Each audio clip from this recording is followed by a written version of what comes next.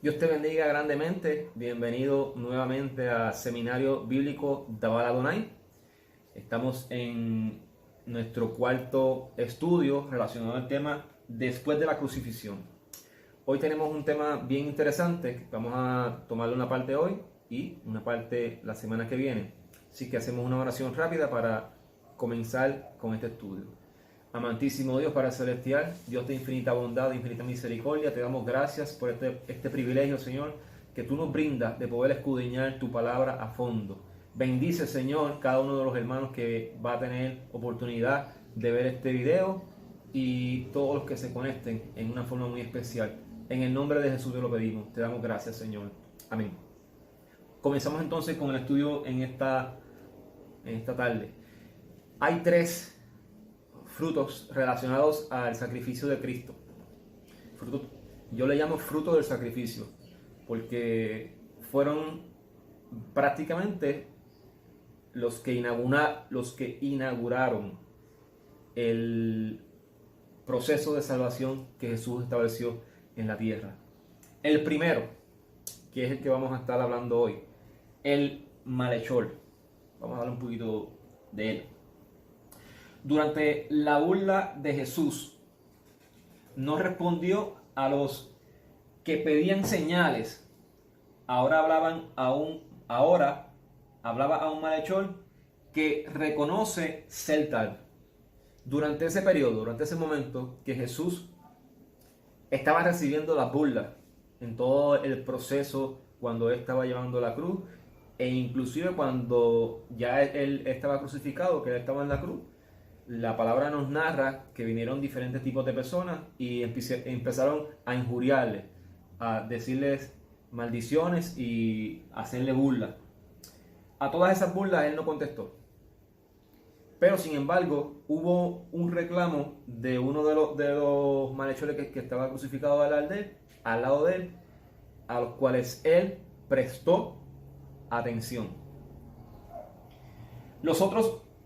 Las otras humillaciones a Jesús como rey inverosímil, ahora Jesús responde a ese hombre que el mismo día estará con él en el paraíso. Es interesante que aunque quizás no logré incluirlo aquí, pero hay una narración que nos especifica que aparte de todos los insultos y todas las burlas que él estaba recibiendo, estos dos malhechores a la vez también estaban profiriendo burlas hacia Jesús.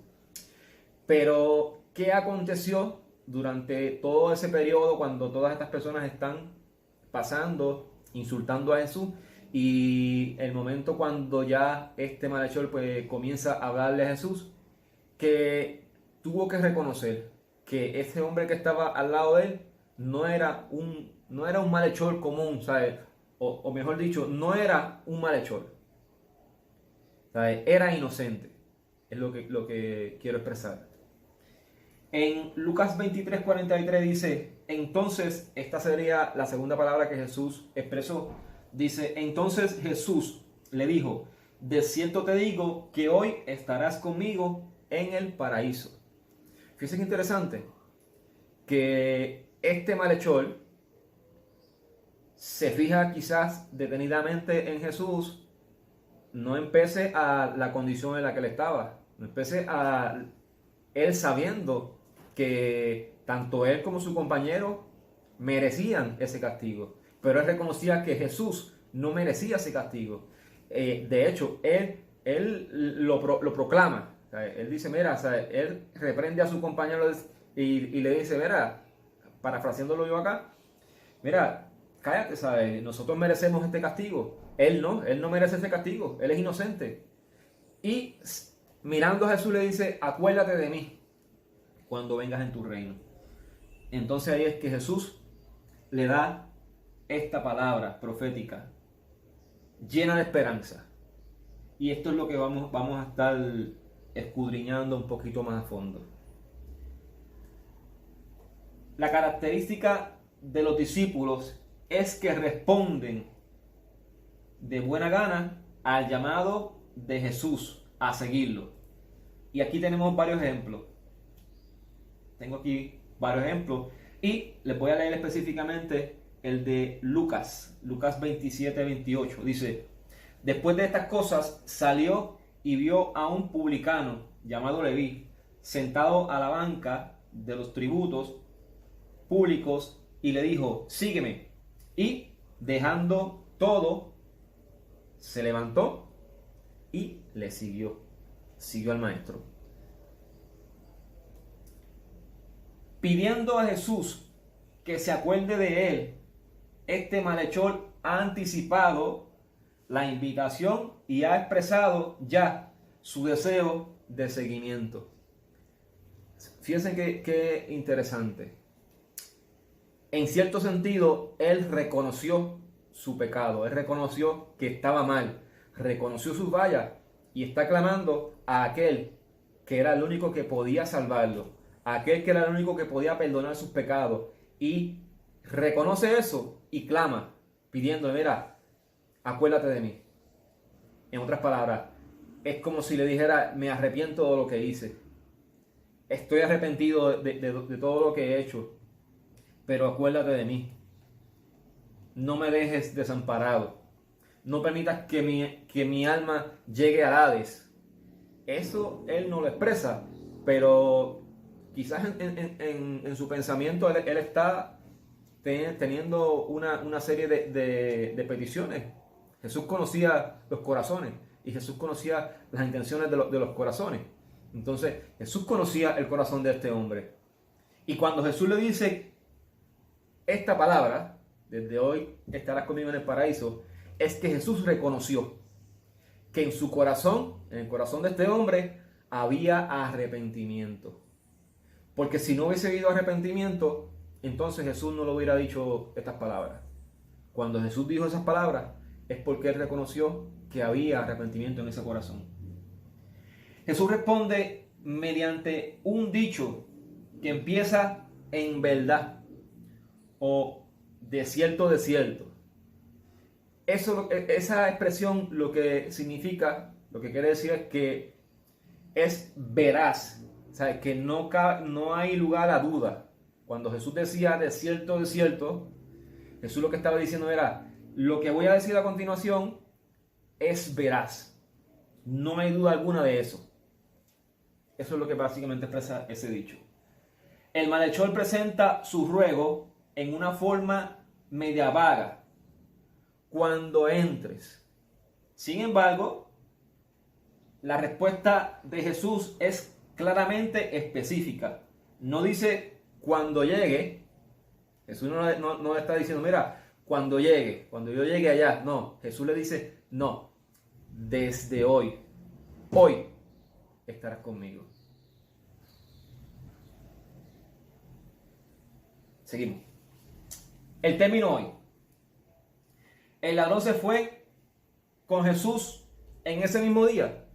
Es una buena pregunta que podríamos hacer. Quizás es una pregunta que usted puede tener o se ha hecho en algún momento.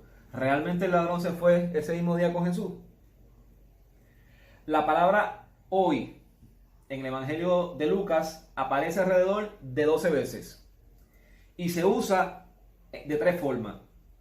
12 veces Lucas utiliza esa palabra en su Evangelio y la aplica de 3 formas. Primero, una vez la utiliza con el término griego gemerá. Eso significa edad, hoy, mediodía, amanecer, día, y tiene que ver con tiempo. La utiliza una vez también con el término griego ago. Eso quiere decir inducir, arrastrar, conceder audiencia, conducir, guiar, traer. Y 10 veces utiliza el término griego semeron, en donde está incluido la narración de Jesús. Que eso quiere decir ahora, al presente. O sea, el término que se utiliza en la expresión de Jesús, hoy te digo que estarás conmigo en el paraíso, se aplica el término semeron. quiere decir ahora, al presente, ahora mismo. Ok. O sea, literalmente, Jesús le dice a ese ladrón que en ese momento iría al paraíso. Aprovecho para invitarte a que te conectes con nosotros en este canal. Y el próximo domingo vamos a subir un video especial donde vamos a estar trayendo ilustraciones relacionadas con todo esto que estamos hablando, que es el momento de lo que acontece con Jesús antes de la resurrección. Estamos hablando de acontecimientos que ocurrieron desde que Jesús expiró hasta la resurrección, acontecimientos específicos. Ese día vamos a estar hablando de acontecimientos relacionados con Jesús. Va a estar muy interesante porque vamos a traer varias ilustraciones. Así que si no te has conectado, te aconsejo que te suscribas, le dejas allí a la campanita para que recibas notificaciones de todos estos estudios que estamos trabajando. Ok, quiero presentarles esta ilustración. Lucas 16, 18 y 31. El maestro nos está hablando ahí sobre la historia, una narración que no es parábola, no se puede catalogar como parábola porque no es parábola, es una narración real, cierta, que habla de el joven rico, del rico y Lázaro. Ahí nos dice que Lázaro se paraba en la puerta del rico a comer las migajas de la comida. Pero ¿qué pasa? En un momento dado, tanto el rico como Lázaro murieron. ¿Y qué pasó? Tuvieron que atravesar la muerte. Hebreos 2:14 nos habla de que Satanás tiene el imperio de la muerte. Más adelante, en el estudio que les acabo de mencionar, que vamos a trabajarlo el sábado, vamos a hablar detalladamente sobre este pasaje de Hebreos y el imperio de la muerte y todos los acontecimientos que suceden. ¿Qué pasa? Ellos mueren, ambos atravesaron el imperio de la muerte. Ambos tuvieron que atravesar. La realidad es que todo ser humano que muere atraviesa el imperio de la muerte. Esto es básicamente lo que está seguro en la vida del ser humano. Ahí no hay nadie que se pueda escapar, nadie puede tener dominio de eso. Pero, por eso es que Cristo murió. Cristo nos da la garantía de que aunque tengamos que pasar, si morimos, tengamos que pasar por lo que es el imperio de la muerte, Él nos garantiza que no va a ser el fin de la vida. ¿Qué pasó aquí, en este caso de Lázaro y el joven rico? El texto en Lucas nos dice que Lázaro cuando murió, que era el que comía las migajas en la puerta del rico, llegó al seno de Abraham. De la misma manera, el rico murió, atravesó la muerte, el imperio de la muerte, y fue al Hades. La palabra en Lucas nos dice que había una cima que dividía, una gran cima que dividía el seno de Abraham versus el Hades. Y había otra diferencia más. Aquí había paz. Aquí había tranquilidad. Sin embargo, aquí había tormento. Porque la narración nos dice que Lázaro le decía a Abraham que enviara a Lázaro, mojara su dedo en agua y se lo pusiera en la boca, porque él estaba siendo atormentado. Él estaba siendo atormentado mientras Lázaro está acá, estaba en paz. Quiero decirles que este lugar, el Hades, actualmente, este no es el lugar final del castigo para aquellos que rechazan el nombre de Cristo, aquellos que rechazan a Cristo. Este no es el lugar final. Esto es un lugar temporal. Aquí esta gente, los que están aquí, los que van aquí, no están atravesando o están siendo quemados. No, ellos están siendo atormentados. Pero este lugar no es el lugar de castigo final. Significado del paraíso. Por consiguiente, en algún momento donde Jesús estaba muerto, donde Jesús, en algún momento de su muerte, cuando Jesús murió, se llevó a los santos de la antigüedad que habían muerto siendo fieles a Dios. Y en el estudio pasado vimos que Mateo nos hablaba de esos santos. Y esos santos estaban ahí, en el seno de Abraham. Pero esto no está basado en Efesios 4:8. Porque en Efesios 4:8 nos habla de que descendió a las partes bajas de la tierra y se llevó cautiva la cautividad. Eso no tiene que ver este acontecimiento, lo que está pasando aquí, cuando Jesús se lleva a los santos que estaban en el seno de Abraham, no tiene que ver en nada con Efesios 4:8. Eso no encaja ahí. Eso es una mala interpretación. Cuando el texto nos dice que Él descendió a las partes bajas de la tierra, significa o hace referencia a la encarnación. ¿Qué fue lo que Jesús se llevó cautivo? ¿Cuál fue la cautividad que Jesús se llevó? La cautividad del pecado. El pecado fue lo que Él se llevó cautivo. Lo crucificó en la cruz del Calvario. Porque ese texto sigue diciendo que le dio dones o repartió dones. O sea, no hay alguna congruencia si Él se lleva a los santos y entonces ¿para qué tiene que repartir dones? No, porque más abajo habla todos los dones que son repartidos. Pero más adelante vamos a entrar en detalle con este punto específico. Para concluir, paraíso, seno de Abraham, tercer cielo, Edén, se constituyen en el lugar donde van los muertos en Cristo, pero no es el lugar de descanso o lugar intermedio de la muerte. Mejor dicho, es el lugar. Es un lugar de espera. ¿Por qué? Porque esas personas que están ahí, en algún momento, cuando sea el arrebatamiento, van a ser resucitados. Entonces esa gente vuelven a sus cuerpos resucitados y luego van con Cristo a morar con el Padre. Estado intermedio.